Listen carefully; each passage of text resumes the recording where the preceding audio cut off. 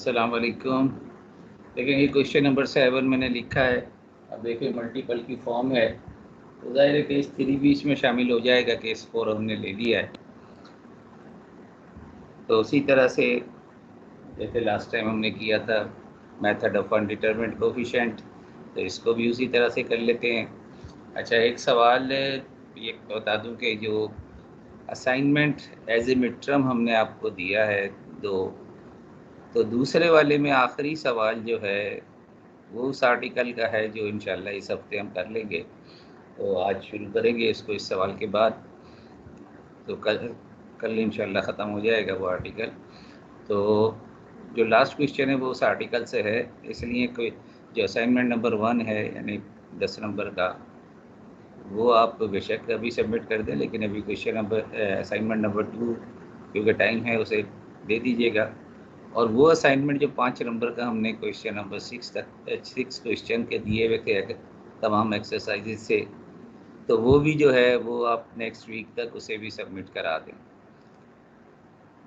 तो next week तक में आप 10 नंबर वाला असाइनमेंट 5 सवाल जो करना है टोटल, और जो असाइनमेंट शुरू से आपको दिया हुआ है कि from every exercise you have to attempt 6 question, वो भी आप नेक्स्ट वीक तक सबमिट करा दें।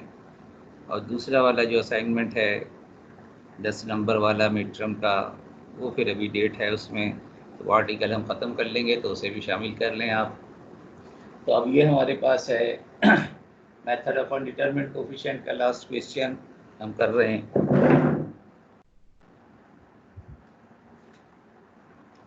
तो reduce equation b square plus 3y is equal to 0 and then auxiliary equation m square plus 3 is equal to 0, m ज़ाहिर है plus minus under root 3 iota, ये रूट आ गया आपके पास। तो yc will be equal to a1 sin under root 3x plus a2 cos under root 3x. So this is our yc।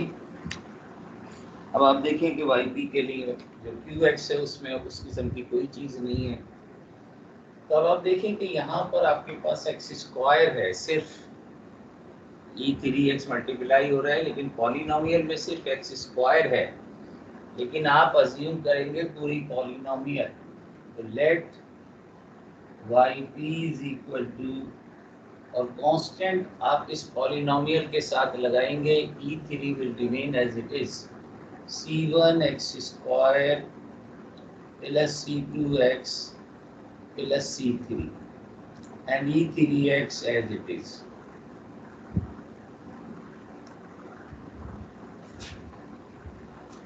तो देखिए, जो पहले इस स्टेप में मैंने लास्ट टाइम कहा था कि जब आप yp सपोज करते हैं तो जैसा qx होता है ऐसा ही आप yp लेंगे। qx में सिर्फ एक टर्म है x स्क्वायर पॉलिनोमियल की, लेकिन यहाँ हम पूरी पॉलिनोमियल सपोज करेंगे। एंड e3x के साथ कोई कांस्टेंट नहीं लगाना क्योंकि 3 आर्बिट्रेरी कांस्टेंट ऑलरेडी वहाँ आ चुके हैं।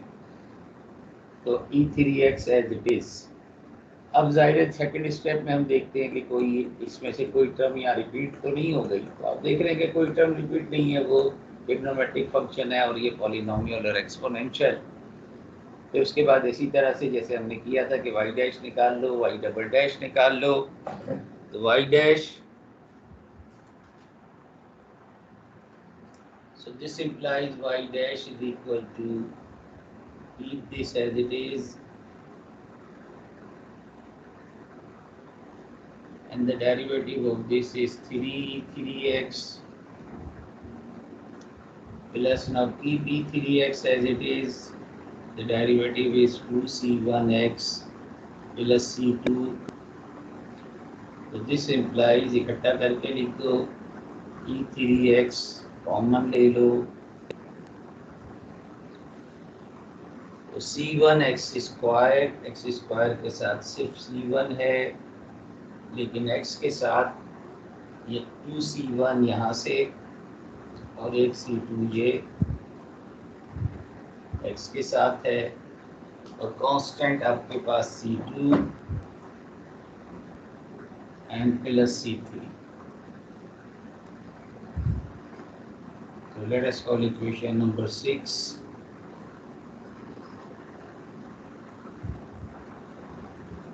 Again differentiate करें. Y double dash keep 3x as it is.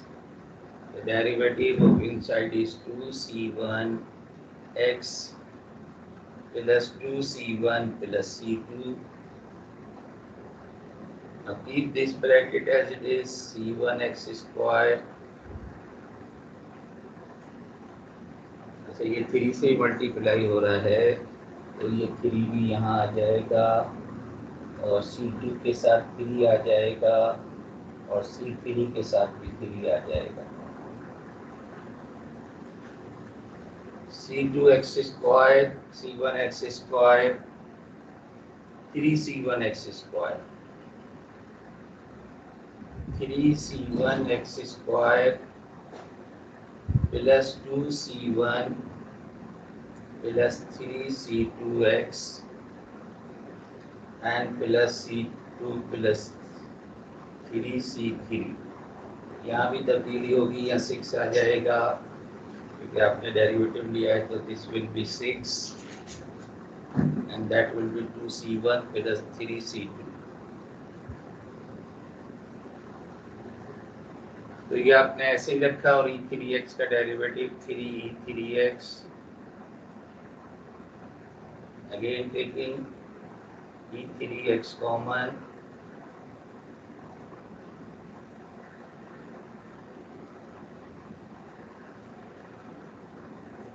तो आप देखें अगेन एक्स स्क्वायर का सिर्फ एक टर्म है, 3 से मल्टीप्लाई होकर 9c1 एक्स स्क्वायर. x में आप जब इससे मल्टीप्लाई करेंगे तो 6c1 प्लस 9c2 और ऊपर भी x मौजूद है 6c1, यहाँ से आ जाएगा x एंड प्योर कांस्टेंट यहाँ आपके पास है 3c2 9c3 और यहाँ है plus 2c1 plus 3c2. So this is our, let us call equation number 7. This is our y double dash. अब ये आप दोनों चीजें इक्वेशन नंबर 1 में पुट कर दें.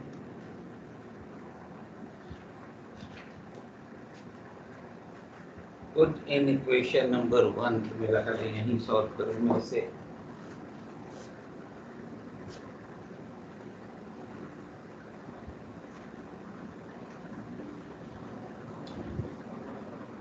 Equation number 1 imply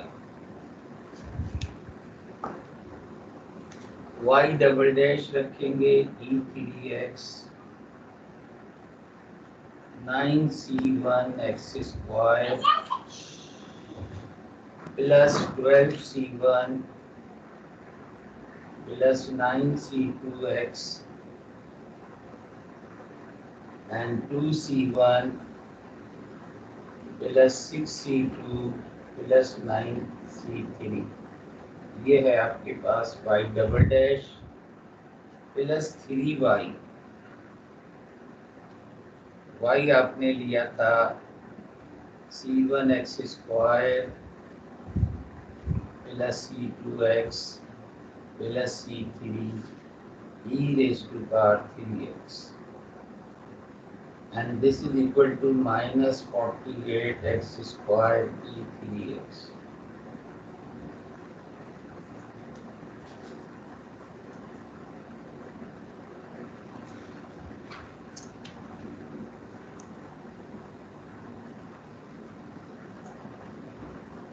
y dash की दायरे हमें यहाँ ज़रूरत नहीं है, मौजूद नहीं है इक्वेशन नंबर 1 में, तो हमने y डबल डैश और y की वैल्यूज रख दी. अब एक जैसी टर्म इकट्ठी कर लो. तो e3x तो कॉमन है थ्रू आउट तो एक्स स्क्वायर की ये दो टर्म मौजूद हैं, तो C9C1 plus 3C1 x square, ये हमने दोनों टर्म इकट्ठी कर ली। फिर आप देखें एक्स में यहाँ पर है 12C1 और यहाँ पर है और प्लस 9C2 और यहाँ पर है plus 3C2 into x. And constant term यहाँ पर है आपके पास 2C1 plus 6C2 plus 9C3 और यहाँ पर है आपके पास कांस्टेंट टर्म सिर्फ एक है plus 3C3 and this is equal to minus 48x square E3x। अब आपको कंपेयर करना है सिमिलर टर्म्स, तो सबसे पहले एक्स स्क्वायर E3x को कंपेयर करेंगे।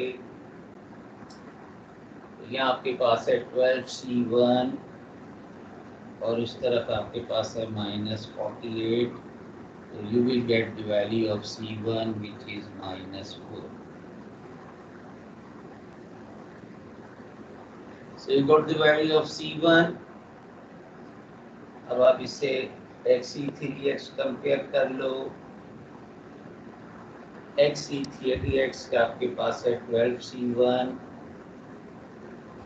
Plus 12C2 and right hand side पे 0। तो यहाँ से आपके पास आ जाएगा C2 is equal to -C1 और C1 आपके पास -4 है, दैट विल बिकम +4। तो C1 C2 की वैल्यूज हासिल हो गई। अब आप सिर्फ E3x के कोफिशिएंट कंपेयर कर लो, वो आपके पास है 2C1 plus 6C2 and plus 12C3 and again right hand side पे इसका कोफिशिएंट 0 है। C1 C2 की वैल्यूज आप निकाल चुके हैं, पुट कर दें। This implies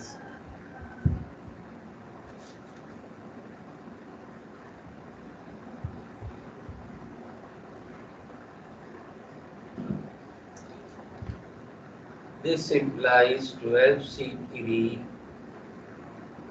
is equal to minus 2C1 minus 6C2 minus 2 into minus 4 and minus 6 into 4।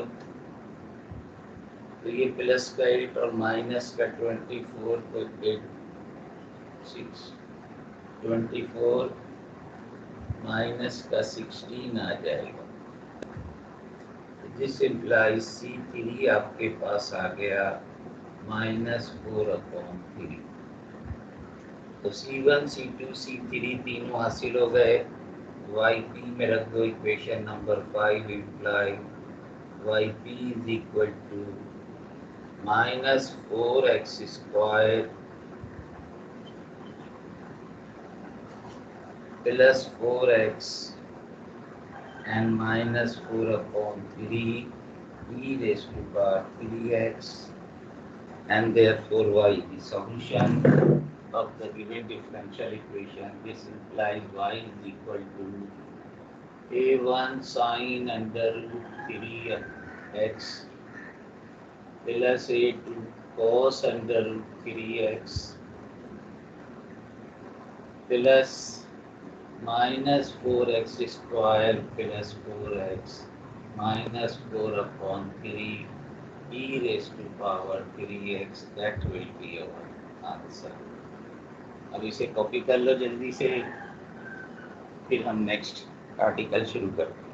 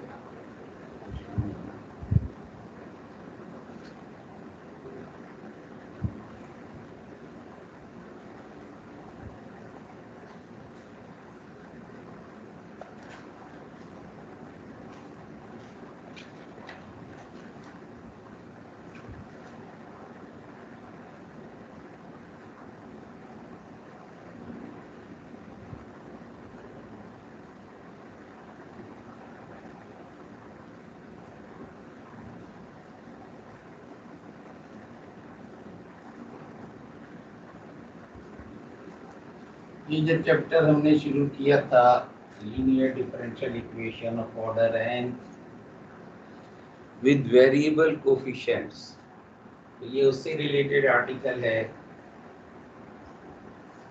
N equation of the type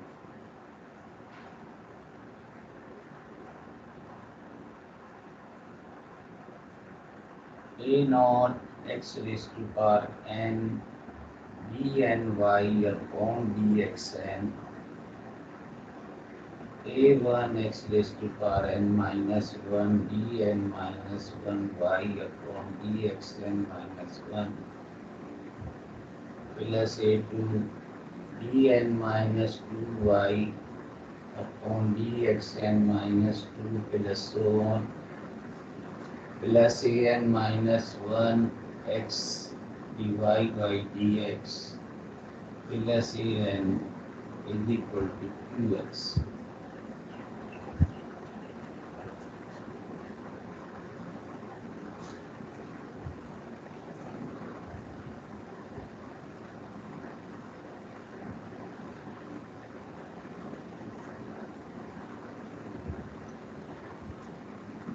Now this equation is called Cauchy-Euler equation. अब देखें इसकी ख़ास बात यह है कि वेरिएबल कोफिशिएंट यहाँ मौजूद हैं, लेकिन वेरिएबल कोफिशिएंट में की जो ख़ास बात है वो ये है कि जो ऑर्डर है डेरिवेटिव का वही डिग्री है एक्स की। एक्स की डिग्री और कैपिटल डी की डिग्री, अगर डी में इसे लिखोगे कैपिटल डी में, तो एक्स की डिग्री और कैपिटल ई की डिग्री हर टर्म में सेम है।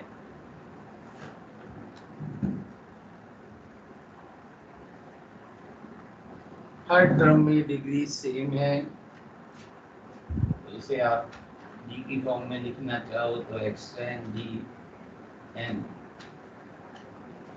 a1 xn minus 1 dn minus 1 a2 xn minus 2 dn minus 2 plus so on plus an minus 1 xd plus an into y is equal to qx. So this is called Cauchy-Euler equation।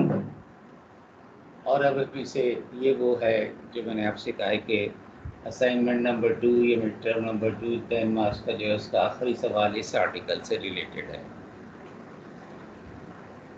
इसमें हम करते ये हैं कि पहले इसको replace करेंगे, इसे बनाएंगे हम linear differential equation of order N with constant coefficient में कन्वर्ट करते हैं। और उसके लिए ये फिक्स है supposition put n x is equal to e raised to power t. So we have introduced another variable t. तो यहाँ से आप लिख सकते हैं कि t is equal to ln x and this implies t upon dx will be 1 upon x. So let me call equation number, चलो यहीं से शुरू करते हैं पढ़ रहा हूँ या टू कह लो, इन दोनों को वन कह लो।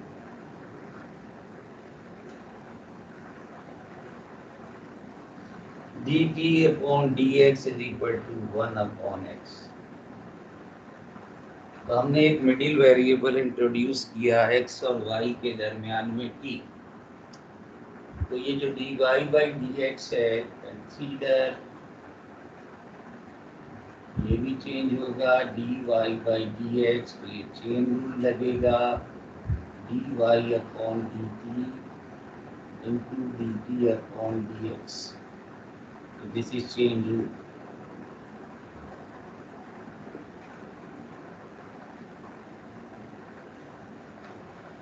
dt अपॉन dx की वैल्यू आप निकाल चुके हैं, dy upon dx 1 upon x dy by dt।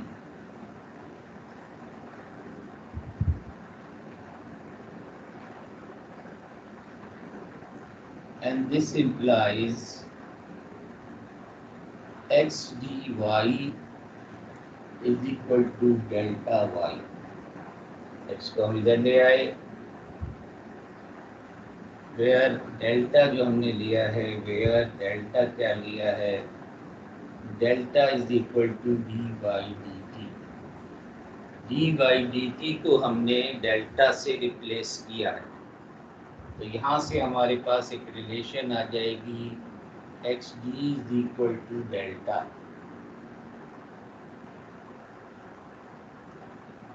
X D is equal to delta, delta D by D T. Now consider second order derivative. Consider d square y upon dx square, जिसका मतलब है d by dx of dy by dx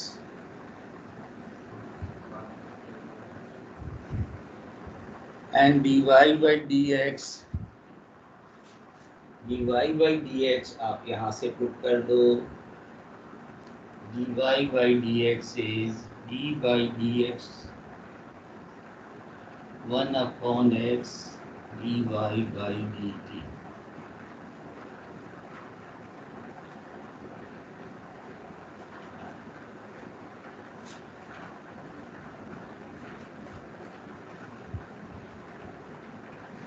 मेरा ख्याल है यहाँ पर बारिश शुरू हो गई है भाई, तो मैं नहीं कह सकता कहाँ कहाँ हो रही है, तो कभी भी लाइट भी जा सकती है, नेट भी जा सकता है, तो जितना कर सकते हैं कर लेते हैं। तो देखिए अब ये डेरिवेटिव लेना है, अब u इंटू वी का फॉर्मूला लगेगा, 1/x को आप एक फंक्शन है और dy बाई डी टी दूसरा फंक्शन है, तो u इंटू वी का फॉर्मूला लगाएं पहले, तो आप this implies d square y upon dx square is equal to keep 1 upon x as it is, d by dx of dy by dt plus keep dy by dt as it is, d by dx of 1 upon x। अब देखिए यहाँ problem, ये तो अंदर x का function है और उसको with respect to x differentiate करना है, लेकिन यहाँ प्रॉब्लम ये है कि बाहर dy बाई डी एक्स है और इनसाइड जो है dy बाई डी टी है, तो अंदर x नहीं है, इसलिए यहाँ लगेगा चेन रूल। तो यहाँ चेन रूल लगेगा 1 अपॉन x। अब देखिए आपने चेन रूल में लगाया था, वहाँ पर y था सिर्फ, अब यहाँ ये पूरा ब्रैकेट है, so that will become d by dt of this bracket and multiply by d upon dx। तो ये लगाया है आपने chain rule, plus dy by D T. अब चूंकि ये 1 अपॉन एक्स का derivative with respect to X करना है, तो ये माइनस 1 अपॉन एक्स स्क्वायर हो जाएगा। देखिए D T upon D X आप पहले निकाल चुके हैं, this is 1 upon X, this is 1 upon X, तो ये 1 upon X square throughout common ले लें आप, तो D square Y upon D X square आपके पास आ जाएगा 1 अपॉन एक्स स्क्वायर, और ये बन गया second order derivative with of Y with respect to T, और प्लस ये minus 1 upon X square D Y by D T था, minus 1 upon X square common ले लिया, तो that will become minus D Y by D T. वैसे भी चले कोई नंबर दे देते हैं, क्योंकि बाद में यूज होगा ये। Now this can be written as x square D square Y is equal to X square को उधर ले गए, that will become delta square minus delta Y, और वाई कैंसिल कर दोगे तो you will get another relation, X square D square is equal to इसमें से डेल्टा कॉमन ले लो तो delta -1. So this is another relation. X square d square will be replaced by this one.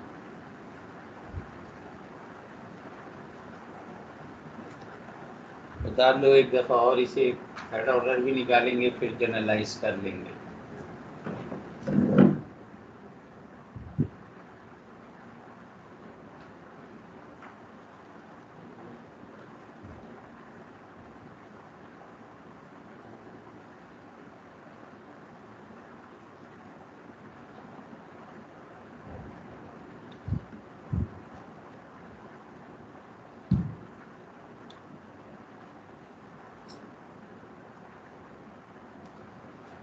Now consider d cube y upon dx cube.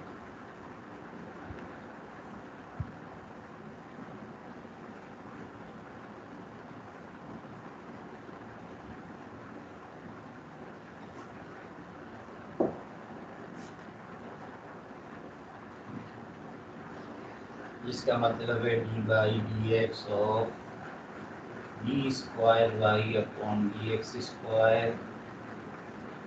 इसका मतलब है D by D X of D square. Equation number 3 में आपने निकाला हुआ है 1 upon X square multiply by D square Y upon D T square minus D Y by D T.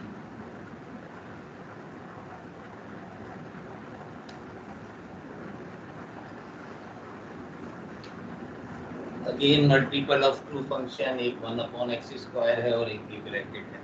तो इस ब्रैकेट में दोनों टर्म की है. तो यू इनटू बी का formula keep 1 upon X square as it is D by D X of D square Y upon D X square minus D Y by D X plus keep this bracket as it is D square Y upon D T square minus dy by dt and the derivative of 1 upon x square.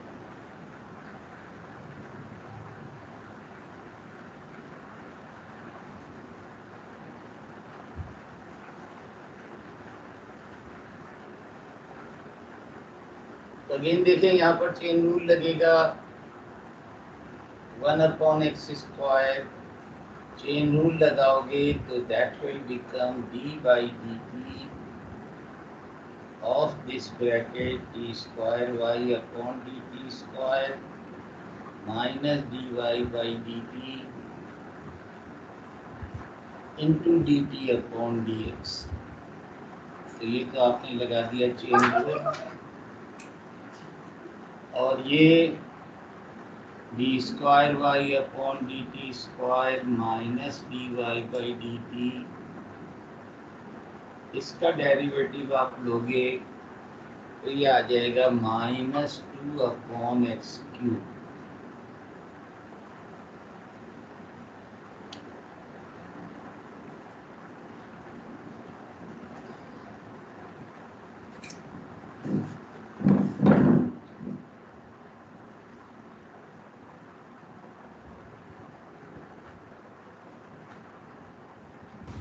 Sir यहाँ पे क्या लिखा हुआ है ये समझ में नहीं आ रहा. ये नहीं sir, consider D cube Y upon X. Sir 1 upon X square का डेरिवेटिव है. सर पहली वाली line consider D cube Y upon D X cube वाली. ये जी सर, इसमें ये पहले ब्रैकेट के बाद. सर पहले ब्रैकेट के बाद D square Y upon D X square इसके बाद क्या लिखा हुआ is equal to D by D X. अब इसकी वैल्यू रखी है जो हमने यहाँ इक्वेशन नंबर 3 दी थी वो वैल्यू रखी है.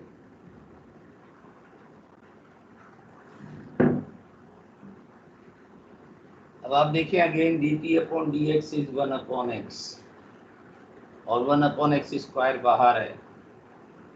तो we can write this as D cube Y upon D X square cube is equal to 1 upon X cube. Throughout common ले लो क्योंकि यहाँ भी 1 अपॉन एक्स क्यूब है. और ये अब इसका ऑर्डर हो जाएगा 3 D cube Y upon D T cube, और ये अगेन जब डी बाई डी टी लगाओगे तो सेकेंड ऑर्डर हो जाएगा, D square Y upon D T square. तो ये तो इस ब्रैकेट का मसला हल हो गया। और यहाँ -2 बचेगा जो इससे मल्टीप्लाई हो जाएगा, तो -2 D square Y upon D T square, and this minus will be +2 dy upon dt.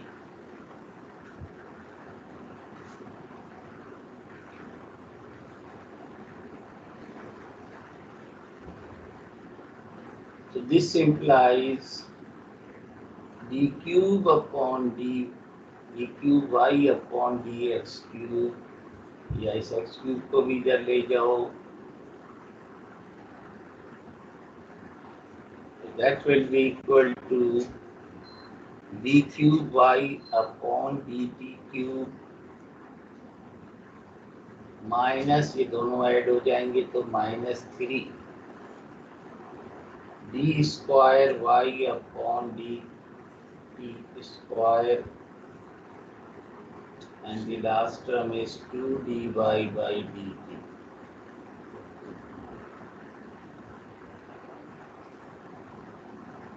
Convert कर दो कैपिटल डी में, X cube D cube Y is equal to delta cube -3 delta square plus 2 delta y.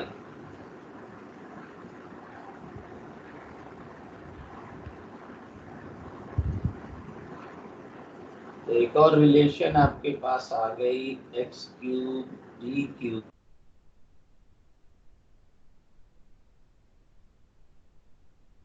बन जाएगा delta -1 and delta -2 factor आ जाएंगे उसके। So another relation you have.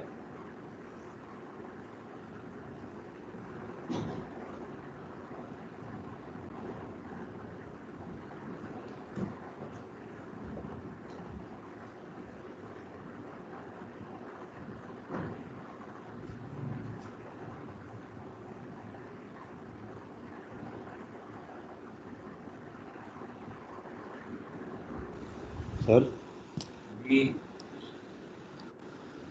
Sir ji बोले। Sir वो जो क्वेश्चंस का असाइनमेंट आपने दिया है सर, वो मिनट्स के बाद का रख लें, अभी तो बिल्कुल भी वक्त नहीं है। वक्त नहीं है, 5 सवाल मैंने दिए हैं। 5 सवाल तो अगर बैठोगे तो 1 दिन 2 दिन का काम है, तुम्हें तो 20 दिन मिल गए हैं। सर 5 क्लासेस भी तो सवाल होते हैं। एक उसमें और 5 सवाल एक इसमें है। और जो 6 क्वेश्चन का जो असाइनमेंट है वो तो मैंने मार्च से दिया हुआ है भाई। सर 6 क्वेश्चन के असाइनमेंट की बात कर रहा हूँ, वो मिनट के बाद ले लें। 6 क्वेश्चन का जो असाइनमेंट है वो मैंने मार्च से दिया हुआ है। मार्च में जब पहली क्लास ली थी तो पहले हफ्ते में या दूसरे हफ्ते में मैंने दे दिया था। वो तो साथ साथ मैंने कहा था करते जाओ, 6 सवाल करते जाओ और फाइल बनाते जाओ। अगर फाइल हो सकता है लेने खुल जाए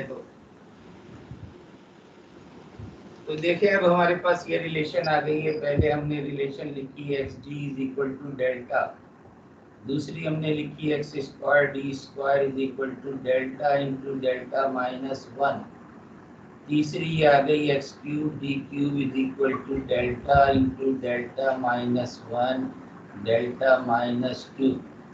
अब हमें आगे डेरिवेशन की मज़ीद ज़रूरत नहीं है, we can directly write similarly करके लिख लो। Similarly we can write x4d4 क्या होगा, एक पैटर्न आ गया हमारे पास, delta delta into delta -1 delta into delta -1 delta -2।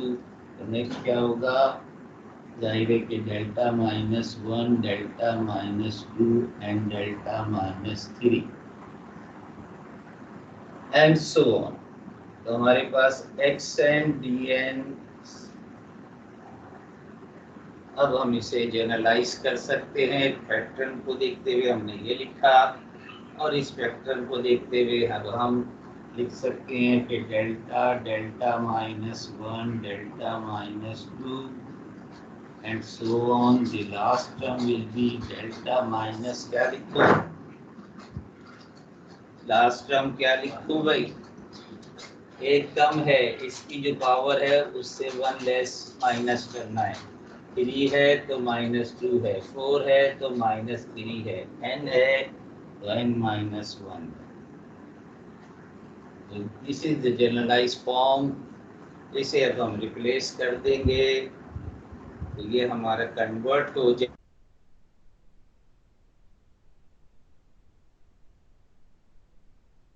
into the linear differential equation with constant coefficient रह जाएंगे A0, A1, A2 वगैरह, बाकी सब चेंज हो जाएगा।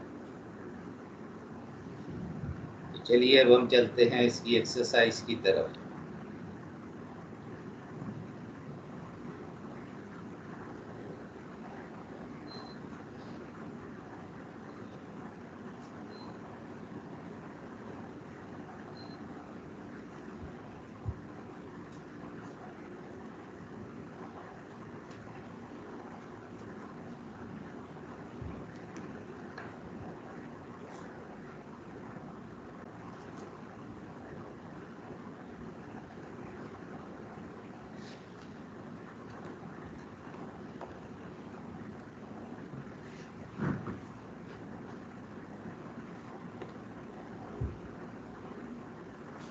एक्सरसाइज है 4.7, पेज नंबर है 168, और इस एक्सरसाइज में से जो हमें सवाल देखने हैं 1 से लेकर 10 तक और 31 से 38 तक।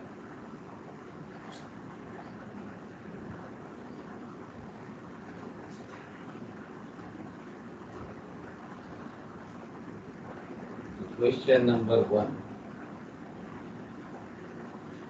x स्क्वायर y double dash -2y is equal to 0।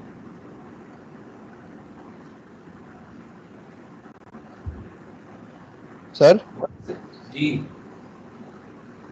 Sir ये वाले क्वेश्चन का आंसर कहाँ है, ये जो आपने पहले किया? ये आंसर, ये क्वेश्चन नहीं था भाई, ये डेरिवेशन था यार। ये डेरिवेशन निकाला है हमने, रिलेशन निकाली है between x D and delta. Question नहीं है, ये डेरिवेशन है, ये जनरलाइज फॉर्म है, आ गई है हमारे पास, जो अब हम यहाँ यूज़ करेंगे।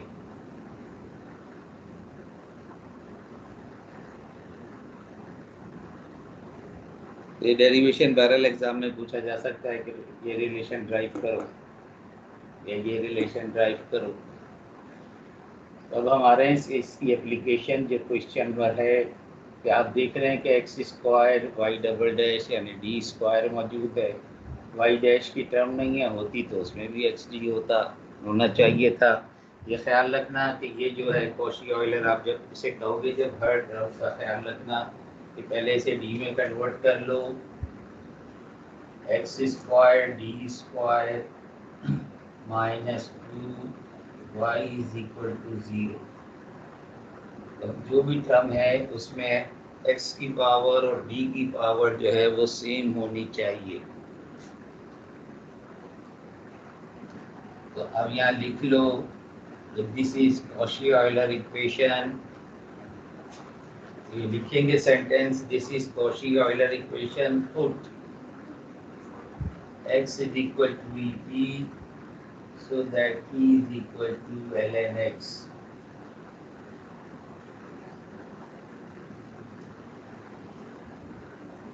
और फिर आप कहेंगे वी नो दैट, जब ये लिख देंगे तो उसके बाद कहेंगे वी नो दैट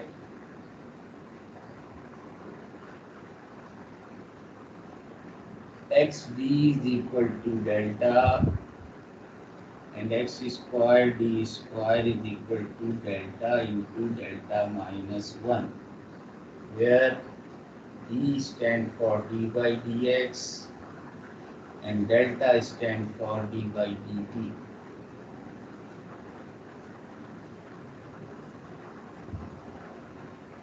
तो ये पुट कर दो इक्वेशन नंबर 1 में, अब ये जो 1 से 10 तक क्वेश्चन है उसमें सारे जो है होमोजीनस राइट हैंड साइड 0 है, इसलिए तो इसमें वाई पी तो निकालना ही नहीं है, सिर्फ वाई सी जो है वही वाई कहलाएगा। इक्वेशन नंबर 1 इम्प्लाई, इसकी जगह आपने लिख दिया, इसे ओपन करके लिख दो डेल्टा स्क्वायर माइनस डेल्टा, ये तो आपने लिख दिया एक्स स्क्वायर डी स्क्वायर की जगह, और बाद में लिखा है 2y इज इक्वल टू 0। बस अब ये आपके पास आ गई लीनियर डिफरेंशियल इक्वेशन, और इंडिपेंडेंट वेरिएबल जो है वो t है। अब उसी तरह से जो आप पहले कर चुके हैं जो आज अभी हमने ख़त्म किया, अब इसे d की बजाय डेल्टा में लेके चलो, ये ऑलरेडी रिड्यूस है, राइट हैंड साइड 0 है, होमोजीनस है, तो डायरेक्ट ऑक्सिलरी इक्वेशन बनाओ, m स्क्वायर माइनस m, अब हम m लिख रहे हैं डेल्टा की जगह पर, तो फैक्टर बन गए m minus 2 and m plus 1 are the factors.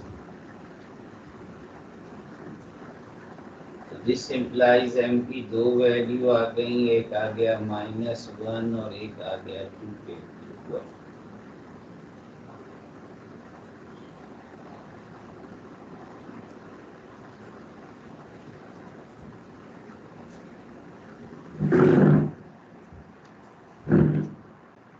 तो दिस इम्प्लाइज, अब जाहिर है हमारे पास राइट हैंड साइड चूँकि 0 है, इसलिए वाई पी वाई सी लिखने की जरूरत नहीं है, डायरेक्ट वाई लिख दो। Therefore Y is equal to a1 e raise to power minus T, ख्याल रहे कि वेरिएबल टी हमने रिप्लेस कर दिया है एक्स को in term of t, plus a2 e raise to power 2t। लेकिन आंसर जो होगा, क्योंकि एक्चुअल सवाल जो था वो तो एक्स में था, लिहाजा वापस रिप्लेसमेंट करो, तो इसे हम आंसर नहीं कहेंगे, आंसर हम कहेंगे एक्स वाले को। तो ये हमने रखा है एक्स की जगह पे टी रखा है, तो ये बन जाएगा this implies y is equal to a1 x raise to power -1 plus a2 x raise to power 2। तो चाहो तो ऐसे छोड़ दो, चाहो तो आप a1 upon x plus a2 x square, that will be our answer.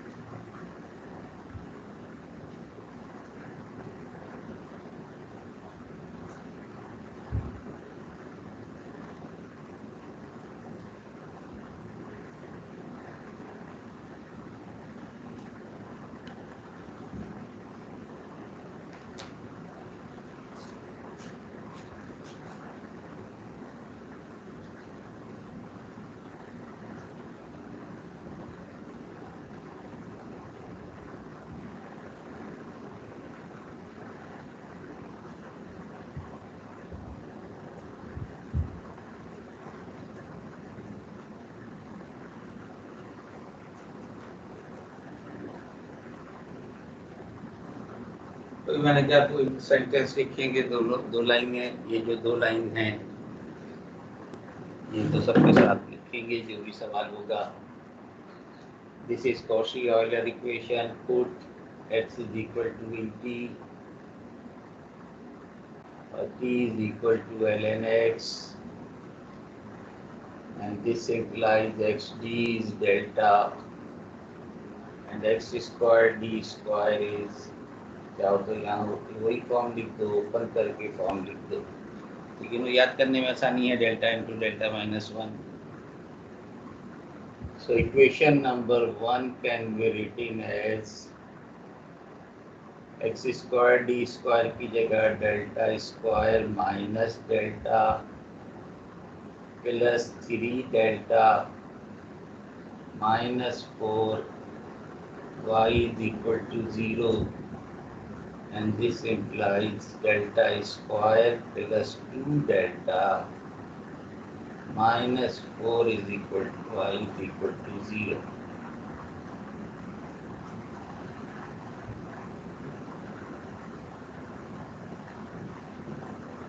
अब रूट निकाल लो इसके,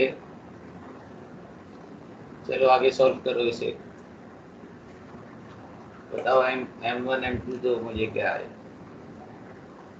m1 m2 दो क्या है।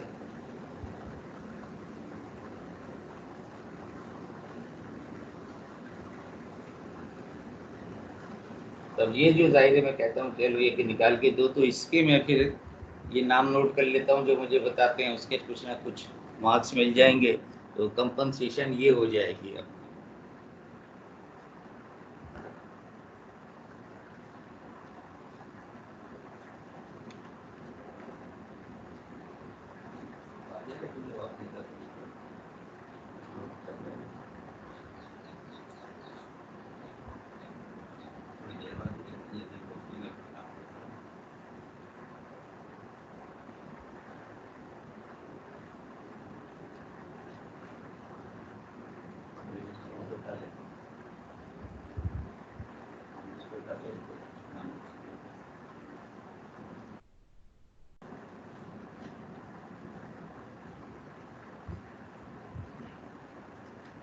सर जी सर एक का आ रहा है -1 प्लस √5। -1 प्लस √5, और दूसरा और दूसरे में माइनस है सर, √5 से पहले। -1 माइनस √5 -2 प्लस -4।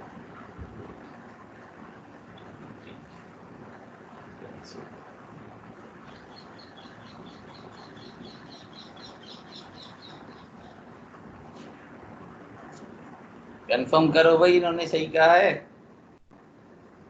जो कंफर्म करेगा जाहिर है कि उसको ही मिल जाएंगे मार्क्स।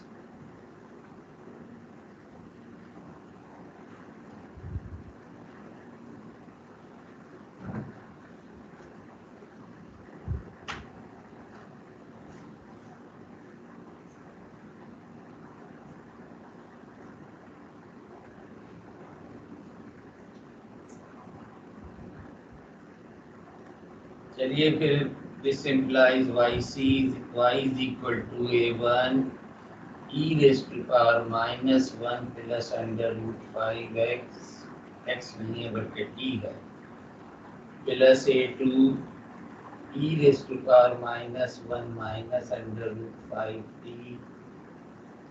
और वापस रिप्लेस कर दोगे तो y is equal to a1 x raised to power, ये जो कोफिशिएंट है जैसे अभी हमने बनाया था कि जो कोफिशिएंट है t का दैट विल बिकम पावर, क्योंकि हमने जो पुट किया था x को et पुट किया था तो et की होल पावर हो जाएगी, तो इसलिए ये जो कुछ भी x t का कोफिशिएंट है that will become power of x plus a2 e raised to power -1 minus √5, that will be our answer, x की power.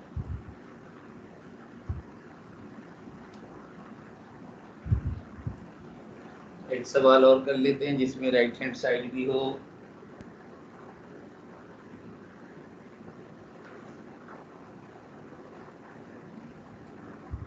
And this is question number 33.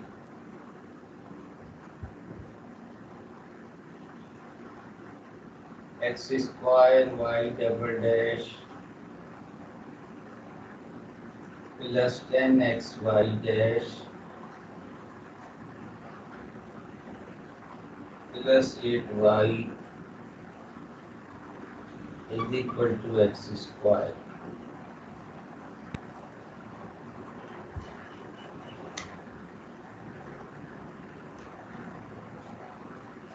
So this implies x square d square plus 10 xd plus 8y is equal to x square.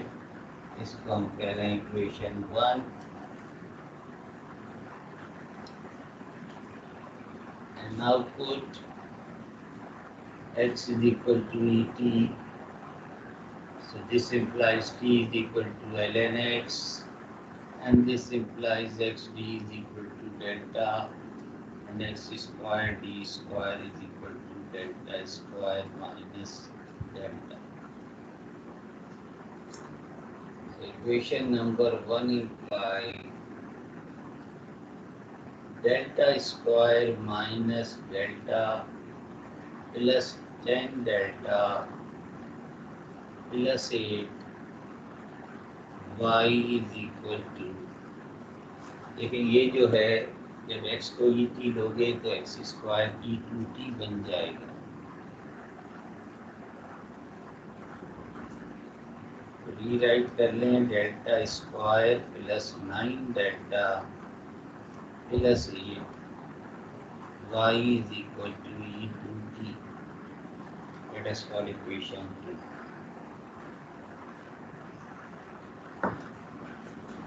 अब जाहिर है कि यहाँ पर right hand side मौजूद है, तो फिर आपको reduce equation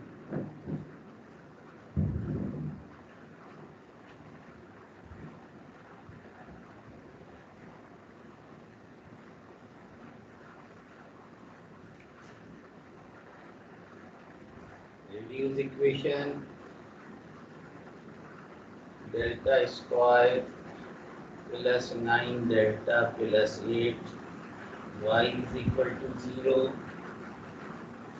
Auxiliary equation m square plus 9m plus 8 is equal to 0.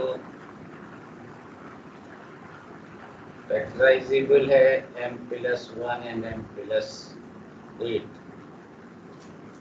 are the factors. M is equal to minus 1 and m is equal to minus 8 are the roots. yc आपके पास आ जाएगा a1 e raised to power minus t plus a2 e raised to power minus 8t. तो yc मैंने corner में लिख दिया है.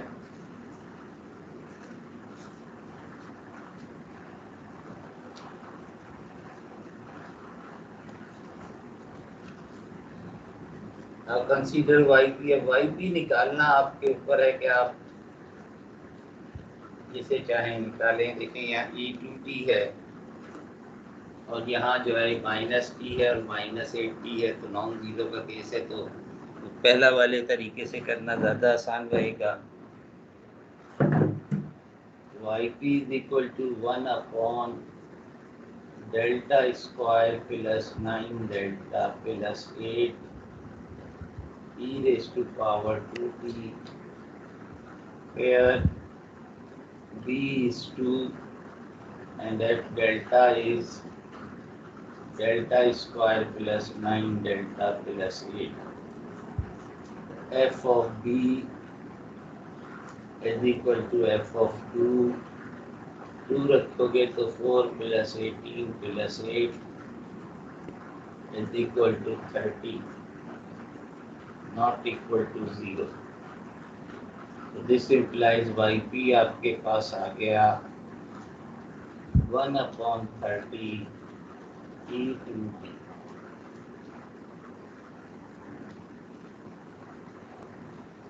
तो बस दोनों को ऐड कर दोगे तो ये आपके पास y, this implies y is equal to a1 e raised to power minus t plus a2 e raised to power minus 8t and plus e to d upon 30.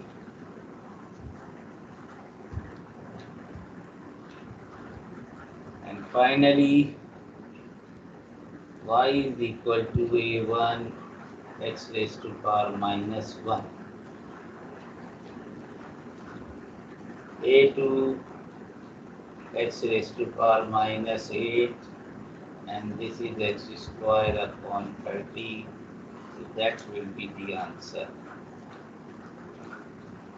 तो बस आज क्लास को यहीं रोकते हैं।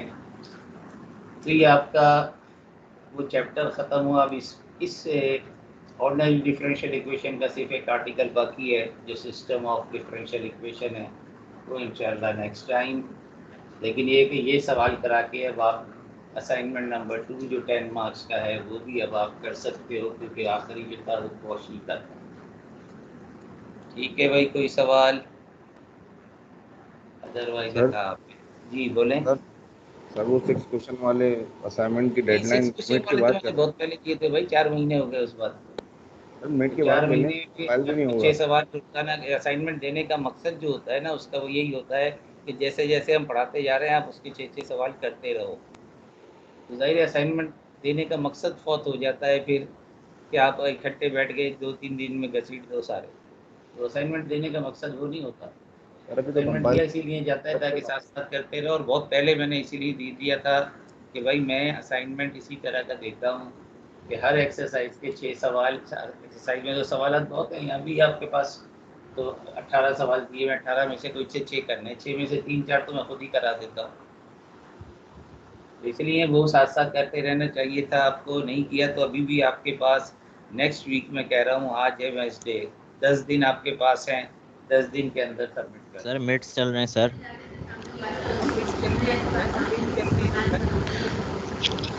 सर 18 के बाद ले लें, 18 के बाद ले लें। सर मिड्स के बाद सबमिशन कर लेना। जून का पूरा सर मिड्स के बाद रखें ना। 18 के बाद ले लें। पूरा महीना हमने पढ़ा है भाई, मेरे पास पिछले 15 दिन से आ रहा है कि आप क्विज के और असाइनमेंट कितने ले चुके हो, रिपोर्ट दो। हर महीने के आखिर में मुझसे रिपोर्ट मांगी जाती है कि आप रिपोर्ट दीजिए कितने क्लासेस आपने ले लिए हैं और कितने आपने क्विज ले लिए हैं अभी तक, कितने आपने असाइनमेंट ले लिए हैं। तो अभी तक तो मेरा पहला असाइनमेंट ही नहीं हुआ, जबकि 16 क्लासें पहले हो चुकी हैं, 4 क्लासें 2 बाद में हुई, 18 क्लासें हो चुकी हैं, 2 इस हफ्ते हो जाएंगी। तो 20 क्लासेस के आपकी अटेंडेंस जा चुकी है, 16 की तो जा चुकी है, बाकी 4 अटेंडेंस आपकी ये हफ्ते तक हो जाएगी। 20 क्लासेस, टोटल 32 क्लासेस होंगी और पहला असाइनमेंट भी अभी सबमिट नहीं हुआ। सर एक असाइनमेंट इसलिए मैं तो सर तो मिड्स पहले ले लेते हैं। 11 वीक कंप्लीट हो चुके होंगे, नहीं आपको सबमिट करना है नेक्स्ट वीक तक। अल्लाह हाफिज।